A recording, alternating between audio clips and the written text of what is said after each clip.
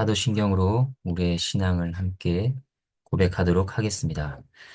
전능하사 천지를 만드신 하나님 아버지를 내가 믿사오며 그 외아들 우리 주 예수 그리스도를 믿사오니 이는 성령으로 잉태하사 동정녀 마리아에게 나시고 본디오 빌라도에게 고난을 받으사 십자가에 못 박혀 죽으시고 장사한 지 사흘 만에 죽은 자 가운데서 다시 살아나시며 하늘에 오르사 전능하신 하나님 우편에 앉아 계시다가 저리로서 산자와 죽은 자를 심판하러 오시리라. 성령을 믿사오며 거룩한 공회와 성도가 서로 교통하는 것과 죄를 사하여 주시는 것과 몸이 다시 사는 것과 영원히 사는 것을 믿사옵나이다. 아멘. 함께 찬양하도록 하겠습니다. 찬송가 433장입니다. 찬송가 433장 1절과 4절을 함께 찬양하도록 하겠습니다.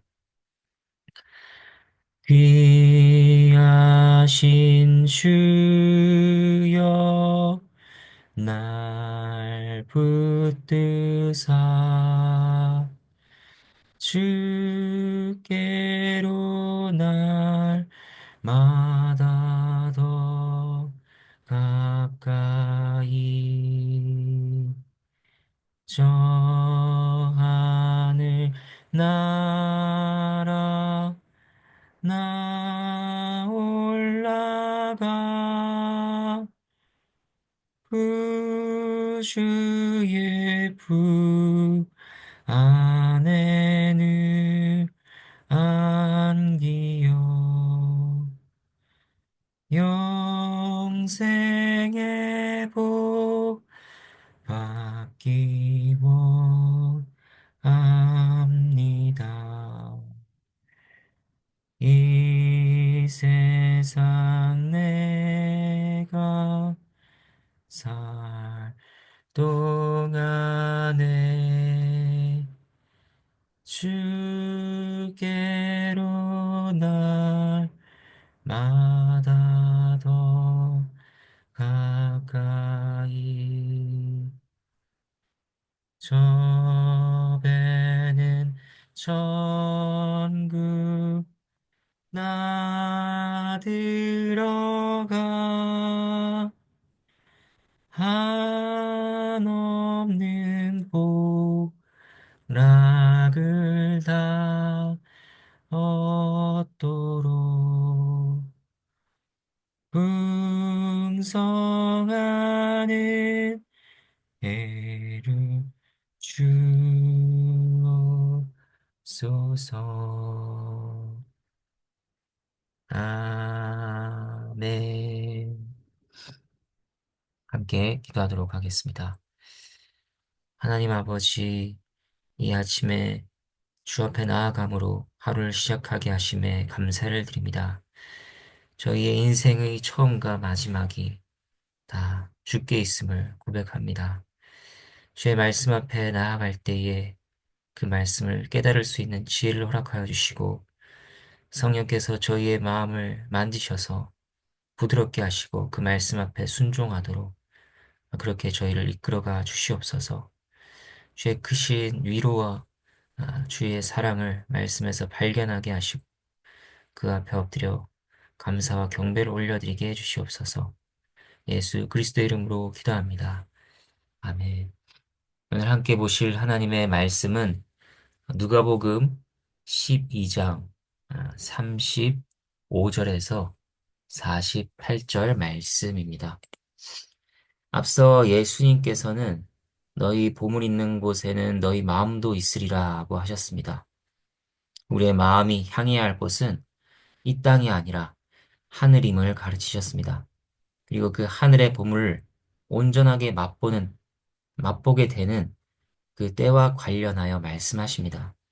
바로 주께서 다시 오실 재림의 때입니다. 35절부터 48절까지 하나님의 말씀입니다. 허리에 띠를 띠고 등불을 켜고 서 있으라. 너희는 마치 그 주인이 혼인집에서 돌아와 문을 두드리면 곧 열어주려고 기다리는 사람과 같이 되라. 주인이 와서 깨어 있는 것을 보면 그 종들은 복이 있으리로다. 내가 진실로 너희에게 이르노니 주인이 띠를 띠고 그 종들을 자리에 앉히고 나아와 수종들리라. 주인이 혹 이경에나 혹 삼경에 이르러서도 종들이 그같이 하고 있는 것을 보면 그 종들은 복이 있으리로다. 너희도 아는 바니 집주인이 만일 도둑이 어느 때에 이를 줄 알았더라면 그 집을 뚫지 못하게 하였으리라. 그러므로 너희도 준비하고 있으라. 생각하지 않은 때에 인자가 오리라 하시니라. 베드로가 여짜오되 주께서 이 비유를 우리에게 하심이니이까 모든 사람에게 하심이니이까 주께서 이르시되 지혜 있고 진실한 청지기가 되어 주인에게 그 집 종들을 맡아 때를 따라 양식을 나누어 줄 자가 누구냐? 주인이 이를 때에 그 종이 그렇게 하는 것을 보면 그 종은 복이 있으리로다. 내가 참으로 너희에게 이르노니 주인이 그 모든 소유를 그에게 맡기리라. 만일 그 종이 마음에 생각하기를 주인이 더디오리라 하여 남녀 종들을 때리며 먹고 마시고 취하게 되면 생각하지 않은 날, 알지 못하는 시각에 그 종의 주인이 이르러 엄히 때리고 신실하지 아니한 자의 받는 벌에 처하리니 주인의 뜻을 알고도 준비하지 아니하고 그 뜻대로 행하지 아니한 종은 많이 맞을 것이요 알지 못하고 맞을 일을 행한 종은 적게 맞으리라. 물은 많이 받은 자에게는 많이 요구할 것이요 많이 맡은 자에게는 많이 달라 할 것이니라. 하나님의 말씀입니다. 하나님께 감사합니다. 예수님께서 다시 오실 때와 관련하여 세 가지 비유를 들어 교훈하십니다. 첫 번째는 주인을 기다리는 종에 대한 비유입니다. 35절부터 38절까지입니다. 주인은 혼인잔치에 참여하고 집에 돌아옵니다. 당시 유대의 혼인잔치는 주로 밤중에 이루어졌습니다. 그러니까 그 주인이 혼인잔치로부터 돌아온다는 것은 모든 사람이 잠든 늦은 시각에 온다는 것입니다. 그러나 그때에도 종들은 잠들지 말고 깨어 기다려야 합니다. 이 비유를 통해 주님께서 말씀하시는 교훈은 무엇일까요? 첫 번째로 주님께서 다시 오시는 때는 매우 늦은 밤과 같은 때라는 것입니다. 그때는 대부분이 자고 있는 때일 것입니다.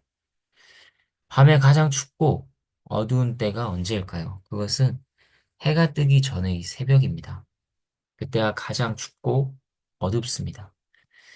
하지만 해가 뜨기 시작하면 날이 점점 밝아오고 온도도 올라가기 시작하는 것이죠. 주님의 때는 그와 같습니다. 주님의 재림이 다가올수록 세상은 점점 어두워질 것입니다. 점점 악해질 것입니다. 신앙을 고백하는 자는 점점 찾기가 어려워질 것입니다. 말씀에 깨어있는 자들은 점점 보기가 힘들어질 것입니다. 그러나 그러한 때 주님께서 오신다는 것입니다. 이것은 안일하게 자고 있는 우리의 영혼을 깨우시는 말씀입니다. 그리고 이 비유에서 얻을 수 있는 교훈은 지속성과 기다림입니다. 35절 말씀, 허리에 띠를 띠고 등불을 켜고 서 있으라고 하셨습니다. 이것은 허리띠를 메고 있는 중인 것이 아닙니다. 앞으로 멜 것도 아닙니다. 이미 허리띠를 맨 상태에서 현재 활동하고 있는 상태입니다. 주인이 돌아올 때까지 지속적인 것입니다. 다시 오시는 주님을 맞이하는 우리의 모습도 이와 같아야 합니다. 우리의 믿음과 회개도 마찬가지입니다. 지속적이어야 합니다. 10년 전에 회개하고 믿은 것으로 나는 신앙인이라 만족할 것이 아닙니다. 우리는 계속 믿고 계속 회개해야 합니다.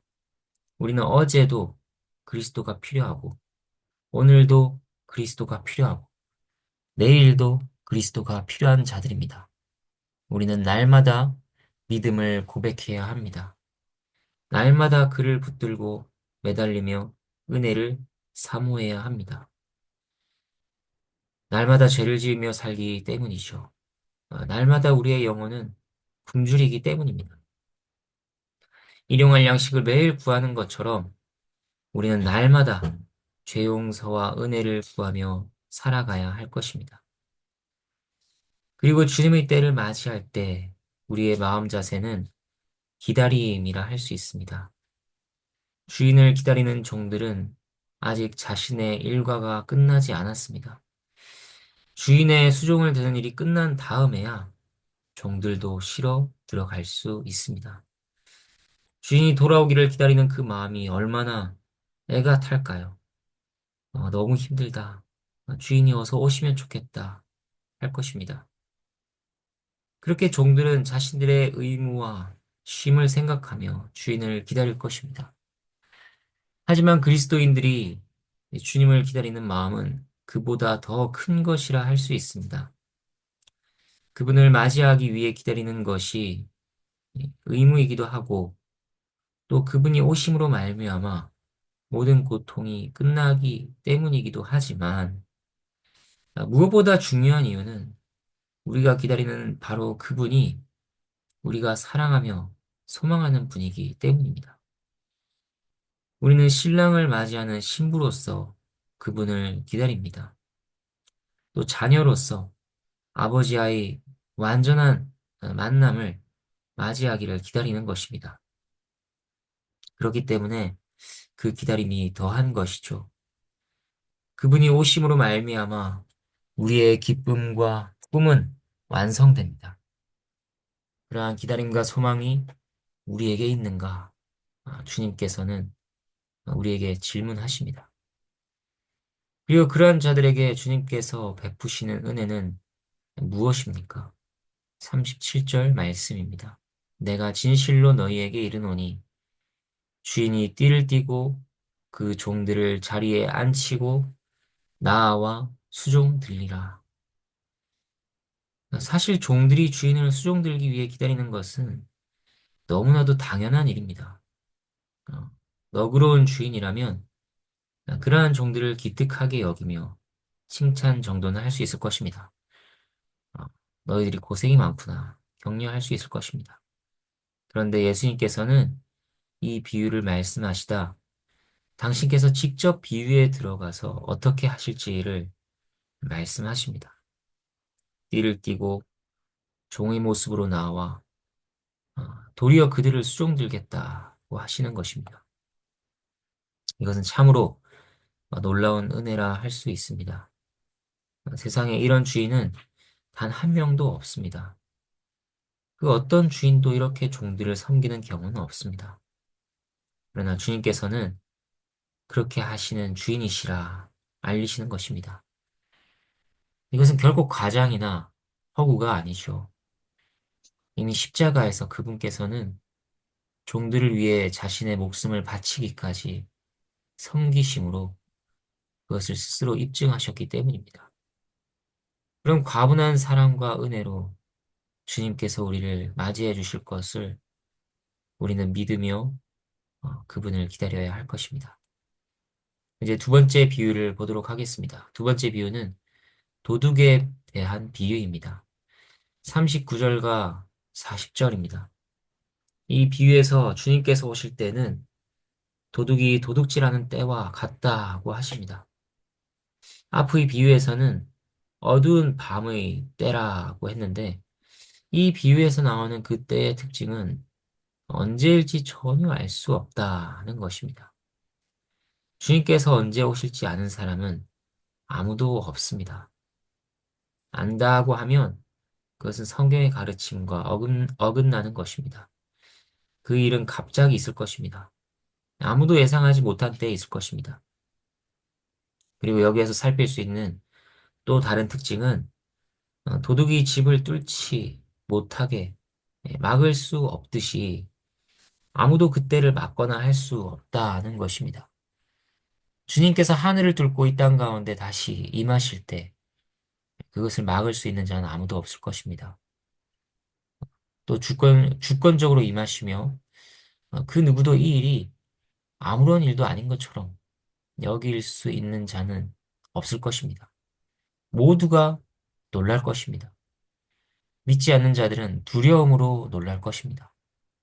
하지만 신자들은 그리워하던 분을 만나고 원하던 일이 이루어진 그 환희로 놀라게 될 것입니다.